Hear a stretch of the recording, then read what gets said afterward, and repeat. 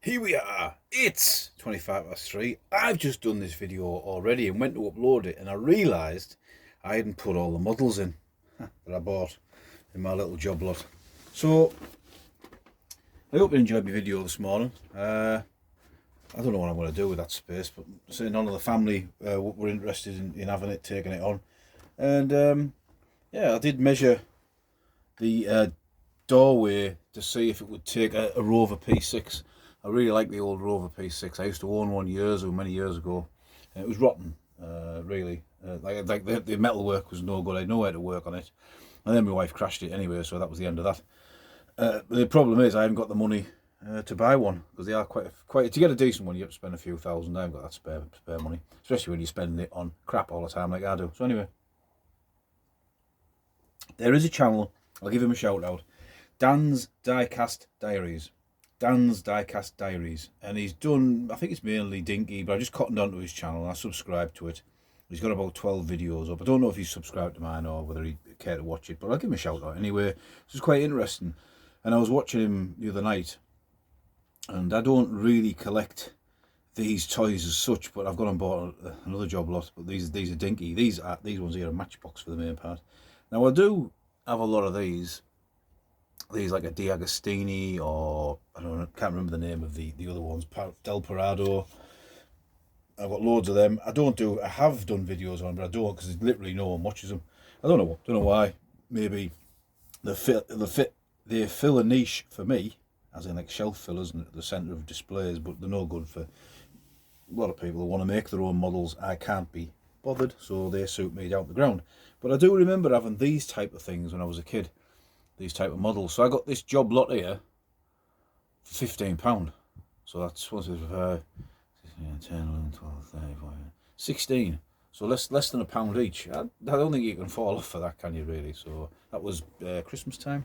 So I'll have a little look through them and put my glasses on. I don't really know too much about them, apart from the military vehicles in general. I'm using this from Dan's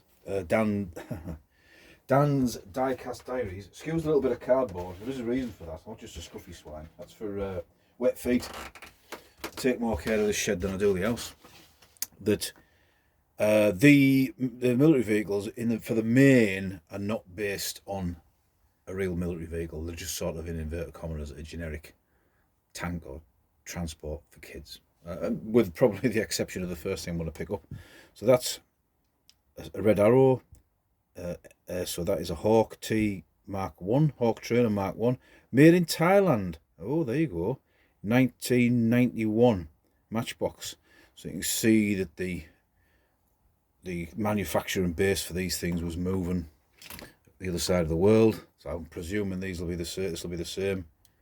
Made in Thailand, 1991. Yep, okay.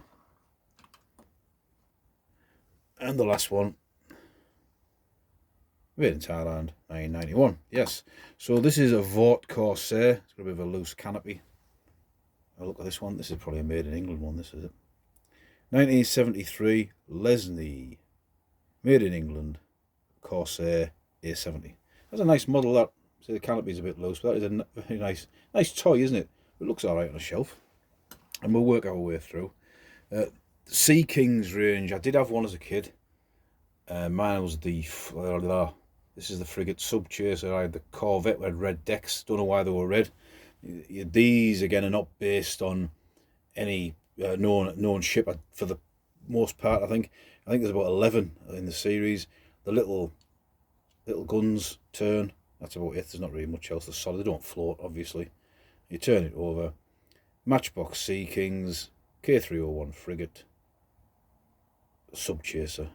Made in England, 1976. So there you go. And I believe there's that's a bit twisted there, but apart from that, that's it. Probably could do with a clean, to be honest, but I just didn't. In here, it doesn't make any difference. There is like a play mat that goes with it. So this is a self-propelled gun. I did have this one as a child, and this is Matchbox Rollermatics number 70 self-propelled gun, made in England, 1973. Now Rollermatic, because it does this when you push it along. So the Rollermatic range, it's the only one in the out of them I've got here. They do stuff when you move them along. So we'll work ahead. So this is a Matchbox hovercraft, 1972. I remember as a kid the only place you could really play with remote control cars and things like that was the kitchen, because it was the only place that had a smooth surface. All houses in the 70s were full of it. There was no laminate flooring, full of shag pile carpets. 1973, made in England, and this is a freeway gas tanker. So yeah, futuristic design, high octane, and these are called super fast. I think there's a range called super wheels, maybe super fast. So 1976 Lesney products, made in England, Matchbox. Little fella turns and his thing. I mean, as kids, it was very popular for us to get like a Matchbox track, plastic track, and let them fly down the stairs, crashing into the front door window and cracking it. I think every kid did that. This is a super fast Mercedes truck, made in England, Leslie, 1978. And as far as I'm aware, some of them were bought together in like a double blister pack. So you get maybe that and that one, or that one and that one, depends. Two of these. I did have this one again as a kid. Personnel carrier.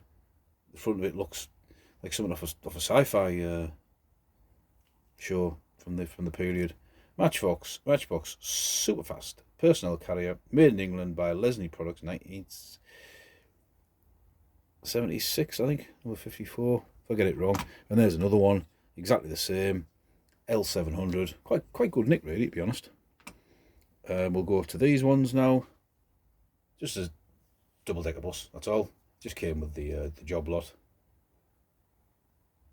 And that's Matchbox, Lesney, England, 1981, I think. Get down to the trains. This is the only one that's not Matchbox. And this is a 1993 made Thomas the Tank Engine and friends, Britt Allcroft Thomas, Dyersville, Iowa, USA, made in China, and that's an Ertl. Now I don't particularly care for that on the front, to be honest. Thomas the Tank Engine mad, and there's no power to it, but I just like it as a display like that. And the two little shunting engines, one of them is a bit loose. It's this one. So the rivet probably needs tapping tight, which I won't bother, let's leave it. Matchbox, pannier tank, Loco, 1979, Lesney Products, made in England. Good for kids and middle-aged kids who collect stuff. This is a different version, obviously.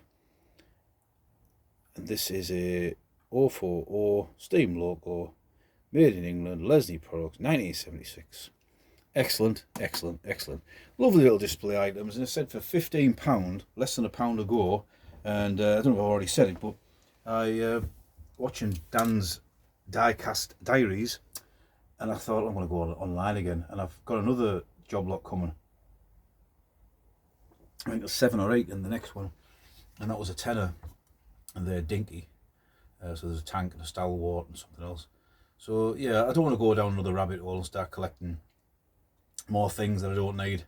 But it's nice. It's nice to get these things, get them fairly cheap. I mean, if you think about it, £15 for these. I'm sure if you stuck £2 each on them at a car boot sale, you'd probably sell them, wouldn't you? Do you think? Well, I'm not going to.